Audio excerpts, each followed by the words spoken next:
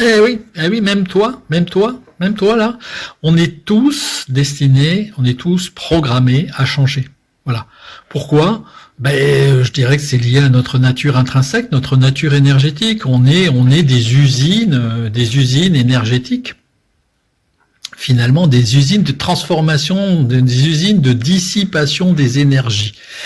Voilà. Alors ça, je peux tout à fait te renvoyer à la partie métaphysique de Béos, finalement cette partie dans laquelle j'explique quelle est la causalité de l'existence, quelle est la causalité de l'être, quelle est une ontologie particulière, c'est-à-dire une science de l'être qui découle de ma vision métaphysique de l'existence, et selon laquelle finalement toute âme est un phénomène énergétique, et ce phénomène énergétique qui se traduit par des besoins, ces besoins sont les polarités de l'âme, et que ce sont donc des pics énergétiques, on va dire, qui ont vocation à se dissiper, qui ont vocation à s'harmoniser, des polarités qui ont vocation à s'harmoniser.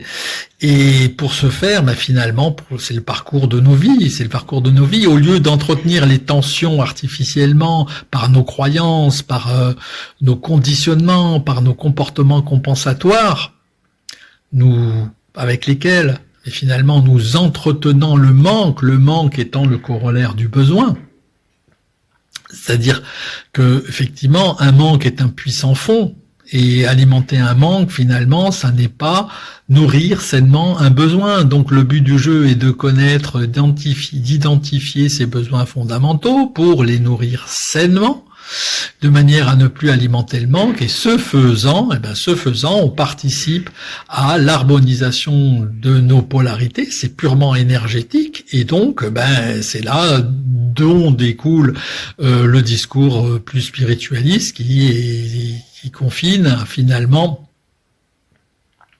un petit peu à une vision parfois un peu anthropomorphique, en disant c'est quand l'évolution, l'âme évolue, l'âme veut ceci, l'âme veut cela. Non, c'est simplement une explication d'un phénomène purement énergétique qui correspond à l'harmonisation de polarité par le fait que des tensions diminuent. Voilà.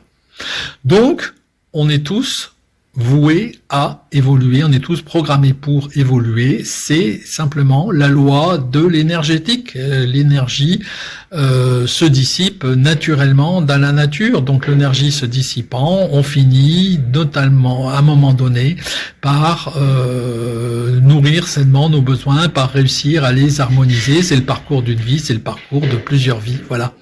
Donc, te fais pas de soucis, ça va évoluer.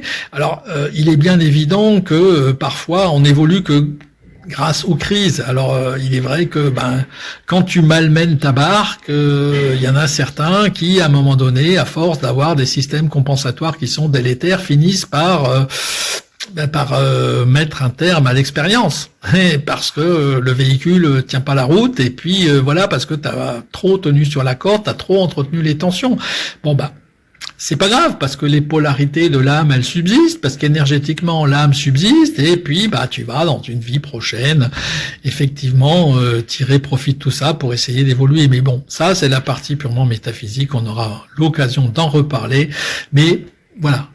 Vous me connaissez, chaque fois que je te parle d'un phénomène psycho-émotionnel, un phénomène énergétique, un phénomène physiologique, etc., tu connais ma propension à rester dans une approche qui soit globale, une approche qui soit holistique, et je mets un point d'honneur à t'expliquer aussi pourquoi tout ça, d'un point de vue métaphysique, ça n'est que des processus énergétique, c'est des processus finalement, même c'est plus complexe que ça, c'est des processus purement mentaux qui deviennent de manière très subjective, de manière illusoire, des problématiques énergétiques et matérialistes.